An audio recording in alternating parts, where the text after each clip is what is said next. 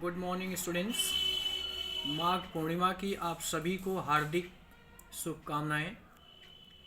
माघ पूर्णिमा आपके लाइफ में, आपके जीवन में अच्छे स्थान को प्रदान करे।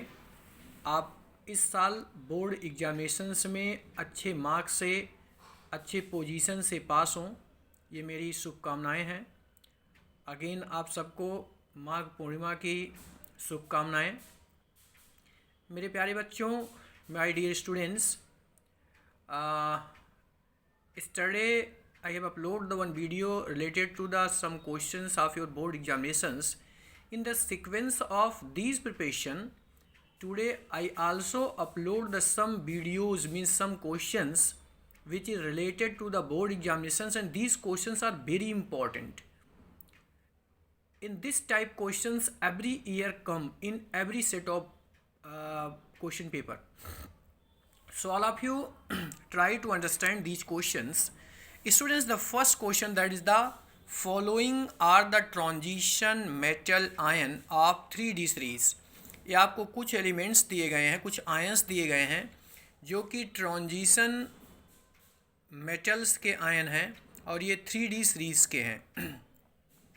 Ti4 positive, vanadium 2 positive, manganese 3 positive and chromium 3 positive. ये स्टूडेंट्स इनके एटॉमिक नंबर दिए हैं। अब इसके बिहेव पे आपसे क्वेश्चन कहा है कि answer the following questions. Which ion is the most stable in an aqueous solution and Y, and second which is a strong oxidizing agent and Y, and which ion is colourless and Y. Students, this type questions every year asked in board examination question paper. So all of you try to understand how you solve these questions. Students, कभी भी इस तरह के questions अगर आते हैं तो जो भी आपको आयंस दिया, सबसे पहले उसका आप इलेक्ट्रॉनिक कॉन्फ़िगरेशंस करेंगे। तो जैसे देखिए टीआई आपको पता है, एटॉमिक नंबर आपको दिया है 22। अगर 22 का आप इलेक्ट्रॉनिक कॉन्फ़िगरेशन करते हैं तो 1s2 2s2 2p6 3s2 3p6 4s2, okay, क्योंकि 22 है तो 4s2 एंड 3d2 होगा। बट अगर ये 4 इलेक्ट्रॉन लूज करेगा तो 2 इलेक्ट्रॉन इसमें से लूज किया तो यहाँ 0 हो गया, 2 इलेक्ट्रॉन इसमें से लूज किया तो यहाँ 0 हो गया। इसी तरह अगर V2 का आप करोगे तो वेनेडियम का कितना होता है स्टूडेंट 23। अब 23 का इलेक्ट्रॉनिक कन्फिग्रेशन अगर आप करते हैं तो 1s2 2s2 2p6 3s2 3p6 4s2 and 3d3। जब ये 2 इलेक्ट्रॉन 2 पॉजिटिव मतलब 2 इलेक्ट्रॉन से लूज़ किया, अगर ये स्टूडेंट्स 2 इलेक्ट्रॉन लूज़ किया तो यहाँ पर कितना हो जाएगा, 0 हो जाएगा, 2 इलेक्ट्रॉन लूज़ कर दिया। इसी तरह आपने मैग्नीज का किया, क्रोमियम का किया, एटॉमिक नंबर आपको गिवन इसके बिहेव पे। अब आप इलेक्ट्रॉनिक करने के बाद आप क्या आइडेंटिफाई करेंगे स्टूडेंट्स? आइडेंटिफाई करना है, फर्स्ट में आपसे पूछा है कि कौन सा स्टेबल होगा। देखिए, जिसमें स्टूडेंट्स हाफ फिल्ड ऑर्बिटल्स होता है वो मोस्ट स्टेबल होता है। तो अगर आप देखें कंडीशन तो आपको पता है कि अगर आप ऑर्बिटल्स बनाते हैं, आपको क्रिस्टल फील्ड थ्योरी बताई गई थी, उसमें बताया था कि इसका 2 डिवीज़न होता है, एक T2G और एक EG। तो Cr3 पॉजिटिव में आप देखें यहाँ पर कितने इलेक्ट्रॉन है, 3 इलेक्ट्रॉन है, तो इसका मतलब ये हाफ फिल्ड है। तो due to the crystal field theory in Cr3 positive T2G is half filled, hence it is the most stable among the given other ions. यानी इन सब में ये आपका मोस्ट स्टेबल है। क्यों? क्योंकि ये हाफ फिल्ड है। ठीक, यहाँ पर देखिए इसमें भी आप कह सकते हैं हाफ फिल्ड है, बट कंडीशन क्या है कि ये आप जानते होंगे क्रोमियम में यहाँ पर 1 इलेक्ट्रॉन होता है, तो 1 इसमें से लूज किया एंड 2 इसमें से लूज किया, बट इसमें से सारे इलेक्ट्रॉन इसमें से लूज हुए हैं, इसलिए ये आपका क्या होगा, मोस्ट स्टेबल, ये हाफ फिल्ड है। ठीक, सेकेंड क्वेश्चन है which ion is a strong oxidizing agent. कौन सा स्ट्रॉन्ग ऑक्सीडाइजिंग है? देखिए, स्ट्रॉन्ग ऑक्सीडाइजिंग स्टूडेंट्स वो होता है जो कि इलेक्ट्रॉन लूज करने के बाद स्टेबिलिटी को गेन करे। तो Mn3 पॉजिटिव को अगर देखिए तो यहाँ पर कितने इलेक्ट्रॉन है, 4 इलेक्ट्रॉन है। अगर ये स्टूडेंट्स 1 इलेक्ट्रॉन, यानी अगर मान लीजिए ये Mn 3 positive is the strong oxidizing. क्यों? क्योंकि Mn3 positive can easily be change into Mn2 positive.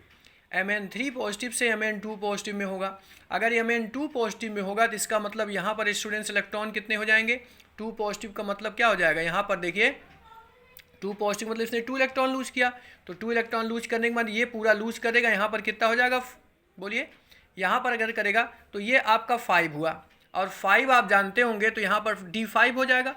तो D5 कॉन्फ़िगरेशन आप जानते होंगे, D में total number of electron students कितने होते हैं? 10 होते हैं।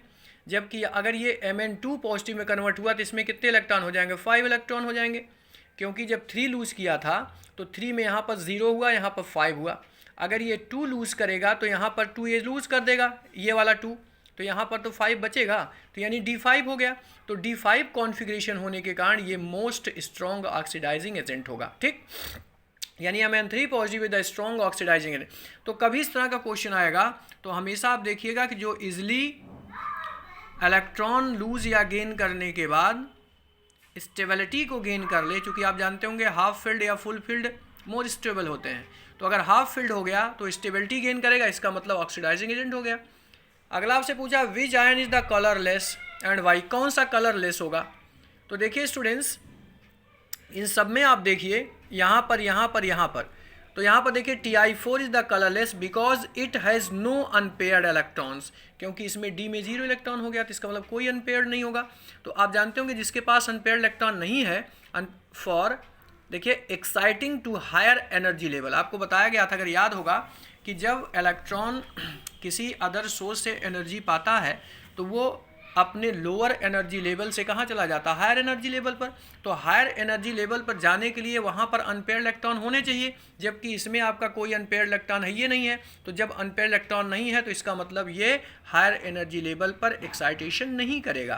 तो यानी Ti4 positive is the colourless because it has no unpaired electrons for excitation to higher energy level. Okay, so these are the solutions of this question, and you confirm, I want to say that this type question in your exam will come 100%।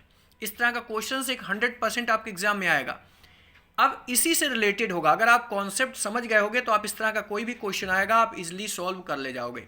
कभी भी आएगा तो पहले आप electronic configuration करिए, electronic configuration के बाद जो कॉन्सेप्ट आपको बताया गया कि हाफ फील्ड हो रहा है कि वो स्टेबिलिटी गेन कर रहा है कि नहीं कर रहा है, इस बिहेव पर आप इस क्वेश्चन को इजीली सॉल्व कर लेंगे। तो अगेन इसको आप वीडियो को देखिएगा और इस क्वेश्चन को ट्राई करिएगा सॉल्व करने के लिए, फिर आप इजीली इस टाइप के कोई भी क्वेश्चन को सॉल्व कर पाएंगे। ठीक, अब हम डिस्कस करेंगे स्टूडेंट्स नेक्स्ट क्वेश्चन के बारे में। स्टूडेंट्स एक नेक्स्ट क्वेश्चन है एग्जाम के लिए इंपॉर्टेंट क्वेश्चन। देखिए ये क्वेश्चन आपका स्टूडेंट्स है अकाउंट फॉर फॉलोइंग।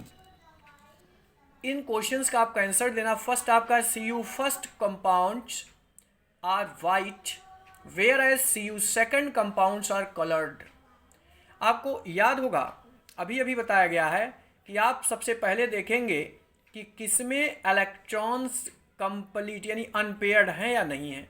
तो अनपेयर्ड जानने के लिए सबसे पहले आप इलेक्ट्रॉनिक कॉन्फ़िगरेशन करेंगे।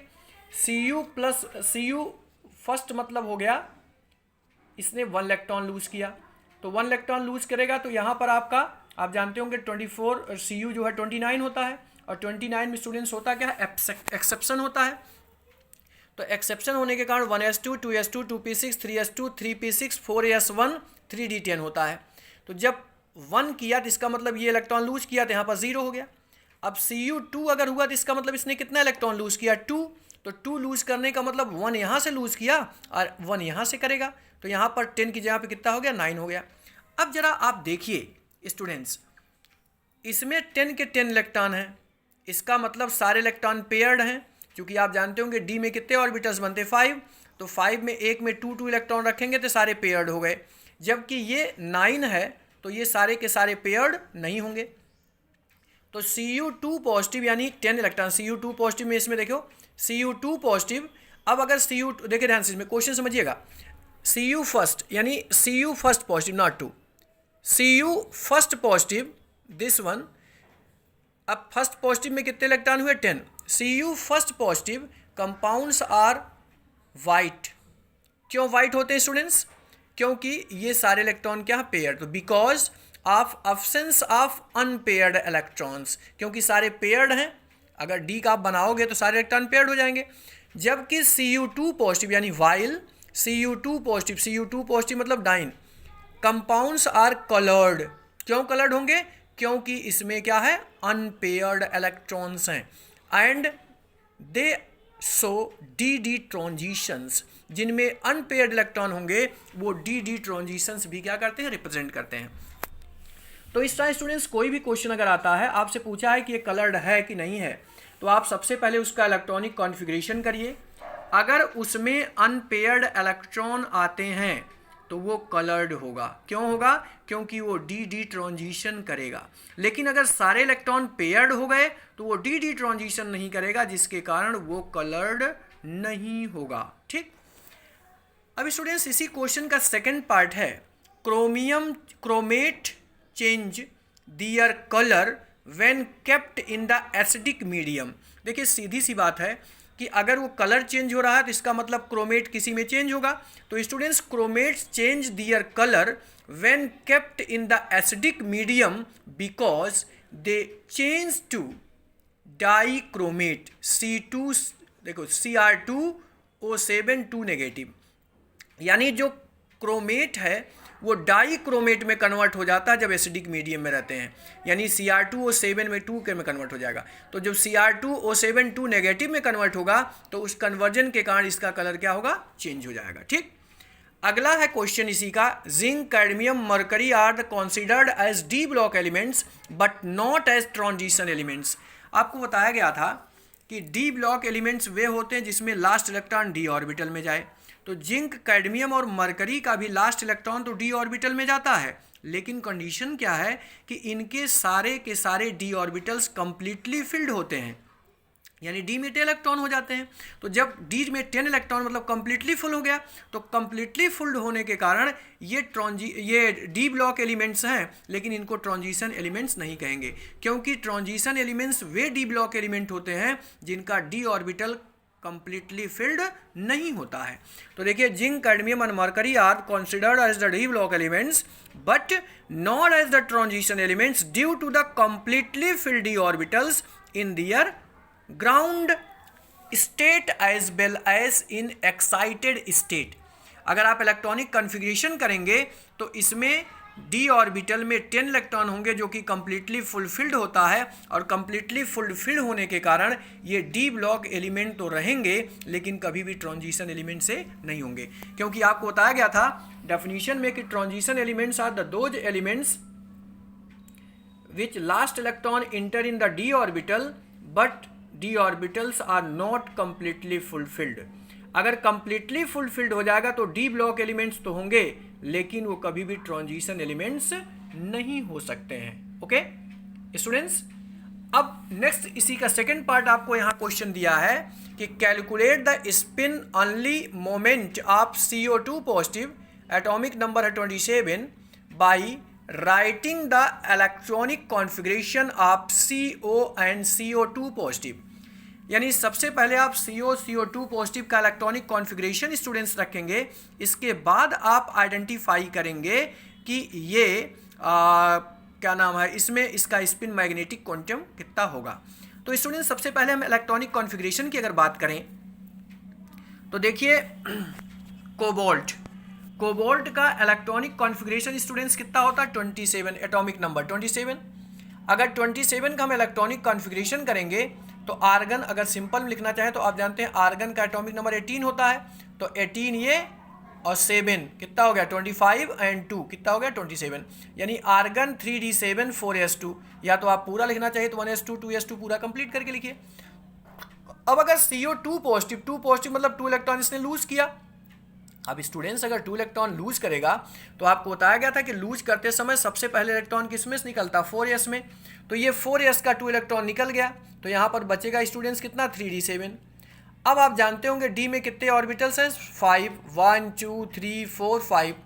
हुंड के रूल के अकॉर्डिंग सबसे पहले 1 1 1 1 1 इलेक्ट्रॉन रखेंगे, तो 5 हो गया, ये 6 हो गया, ये 7, टोटल 7 इलेक्ट्रॉन, हमने 7 इलेक्ट्रॉन फिलअप कर दिया।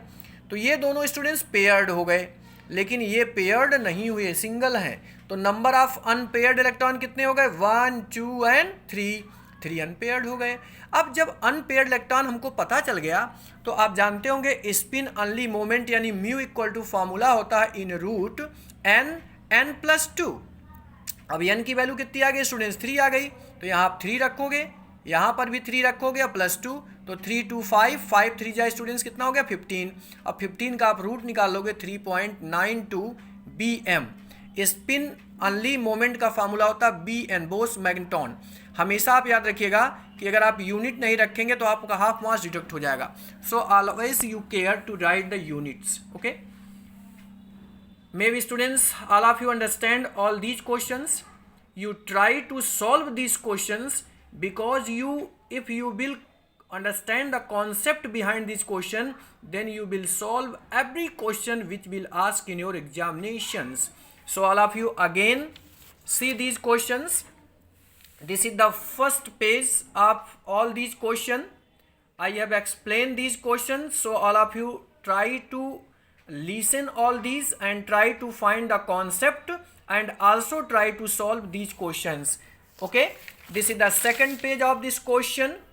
This is the second page. You also try to understand these questions, and this is the third page of this video of this question. So all of you try all these questions.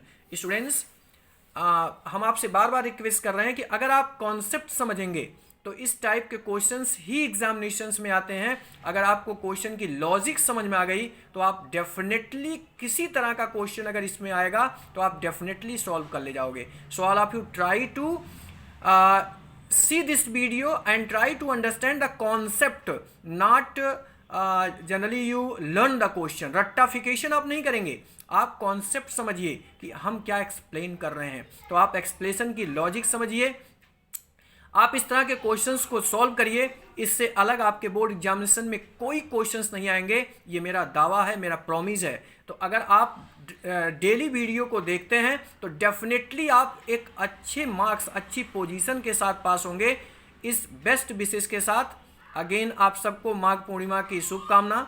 ये इस साल आप अच्छे marks से पास हों, आप board exam में अच्छे मार्क्स लाएं, ये मेरी शुभकामनाएं हैं। Students, bye bye, take care.